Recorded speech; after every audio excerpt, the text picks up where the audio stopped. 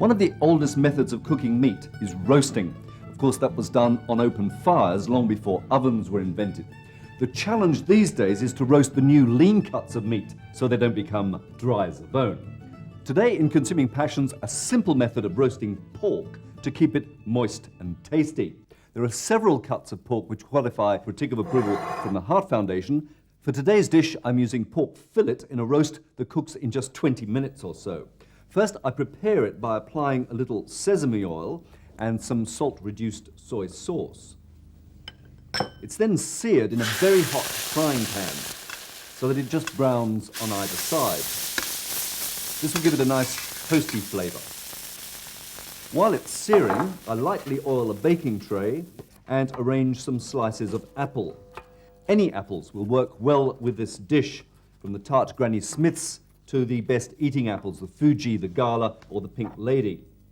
I also crumble over a few crushed juniper berries, and I put on a little fresh thyme, or you could use powdered thyme. Then on goes the fillet, which I baste with a little of the pan juice and some honey. Now, although pork fillet is not the cheapest cut of meat to buy, because it's quite filling, you won't need much. This piece is about 300 grams and will be enough for 3 people. Once it's been basted, I cover with a couple of rashers of lean bacon, from which I've cut off the fat. It's roasted in a hot oven, about 200 degrees C, for just 15 minutes. While it's cooking, I can prepare an apple sauce cum chutney. Into the pan I use to sear the pork goes apple. 1 large apple, peeled and grated, or it could be chopped finely like this. A drop of oil and some sugar.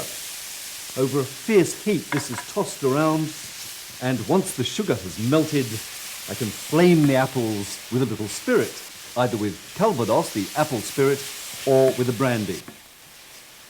I do this the usual way by warming the brandy first, then having the match at the ready, lighting the match, and pouring over the brandy. Yes! Yes, yes! The flaming is an optional extra, but I just love it.